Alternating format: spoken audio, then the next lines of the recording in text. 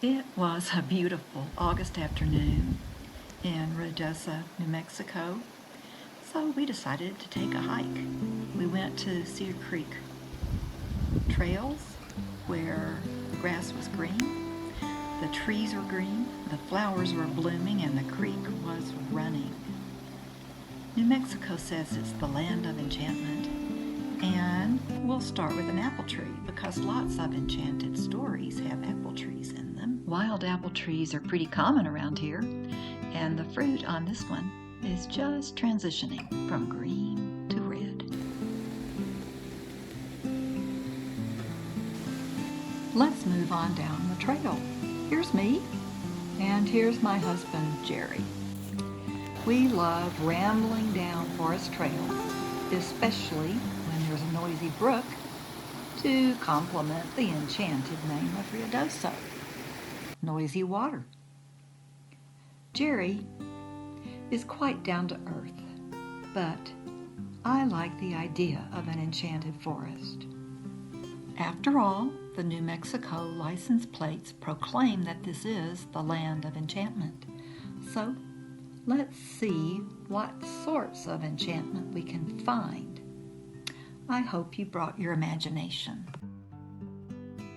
Oh my, I would say that enchantment has found us, because what I thought at first was just some fallen tree trunks and a log is really a huge Nubian ibex taking a nap in the afternoon sun. Dead trees are part of any enchanted forest. Here, with a little imagination, we can see a large alligator crawling up the hill toward the trail. And there's my man coming back to find me.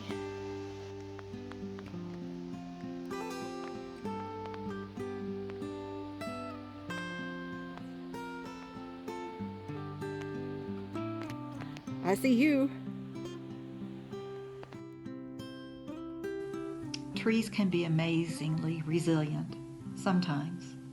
Jerry's practical side was engaged by this lovely specimen that reached upright toward the sun, despite the fact that the trail had apparently compromised its natural growth pattern. So it grew out at a right angle. I mean, within the last 10 It years. is a pretty beautifully surviving tree. Let's see, is it a spruce or a fir? You had to be taller than I am. Oh no. Oh, it's a fir. Spruce or spiky firs are friendly. And this was friendly when I reached up and grabbed it. Flowers everywhere. However, true to any self-respecting enchanted forest, there were no trail markers, and we were starting to lose our bearings. I guess that's the same creek. I wonder if we got to the creek and followed it along if we get back to the home base. There's a foundation down there. What do you reckon that's about? Yeah, I remember seeing that before, but it wasn't as overgrown then. I wonder if there was a bridge maybe, or a mill, or maybe it's not that old. It looks like poured concrete. Mm-hmm.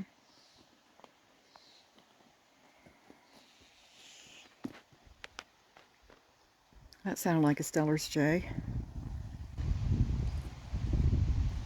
Oh, there's a tree with a whole bunch of those wads of osprey nests or Whatever they are. Oh, we're going back down. It's truly magical.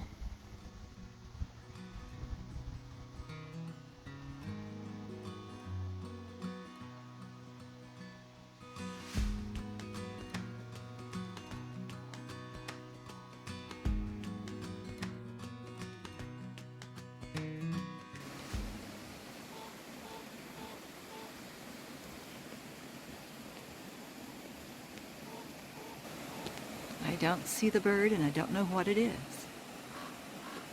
That is a crow or a raven.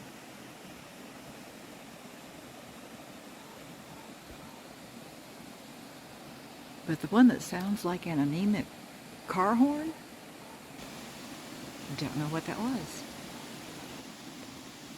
Maybe it's a frog and not a bird. Probably a frog.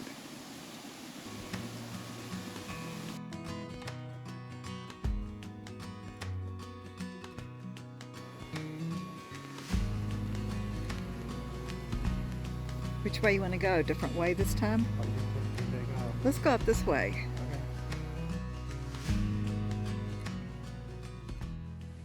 Let's move on down the trail and talk about fungi, or, as they said where I grew up, fungi, or the enchanted fungus among us. Please do not eat the fungi because, of course, they just might poison you. And I definitely wouldn't risk touching the skeleton of this unfortunate creature that got trapped in the bowl of a rock during a flood and then was left high and dry. Before I show you these enchanting fungi, I feel honor bound to do this. I do solemnly swear that no fungi were harmed, moved, altered, photoshopped, or eaten in the spinning of the yarn you're about to hear. I hope you enjoy it. First we have the never-before-seen, cockeyed, twisted nostril ball walrus. He was forced into this distorted position because he was, to use a proper American pronunciation of fungi, a fun guy. Too much of a fun guy. In fact, he simply would not leave the lady walruses alone. Our next enchanted creature is the one-eyed unicorn fox, who lost his right eye and gained his left horn in head-to-head combat with his girlfriend's husband. His nose had already grown disproportionately because he lied blatantly about the illicit relationship. On first glance, you may see only a ruff of fungi around a root across the trail, but the true perspective shows an alligator guarding a golden stash along the way. He's assisted by a vigilant mountain gnome wearing a magic paludamentum across his right shoulder and blending himself into the background as enchanted creatures are wont to do. Which brings us back to Jerry and the roots of a fallen tree. Yeah, what is this tree?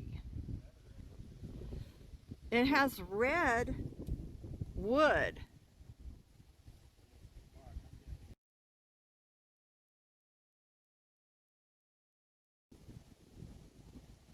It has a bunch of holes that look like woodpecker holes.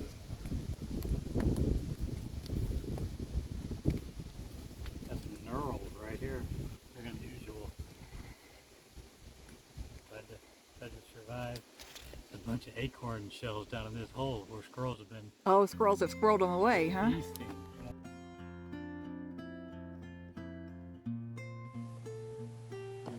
At first, we had our usual interest in how these fallen trees take on a new life when they die.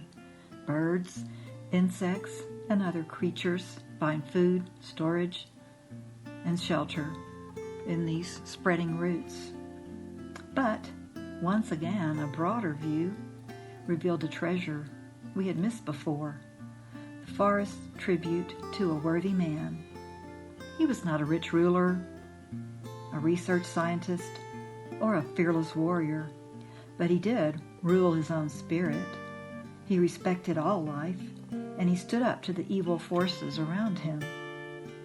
At the end of his days, when he had lived a full life, he lay on his cot in an attitude of prayer. As his soul went up, this mighty tree fell down, exposing its enchanted roots, and there, for those with eyes to see, lies a tribute to this worthy man. Do you see the light in his eyes? That amazing crown on his head? His prayerful hands? The gasp of delight on his face? What's his name? We don't know, but God would know a worthy man by name, don't you think? The word enchanted can mean different things. One meaning is placed under a spell. Another meaning is filled with delight. Some enchanted evening.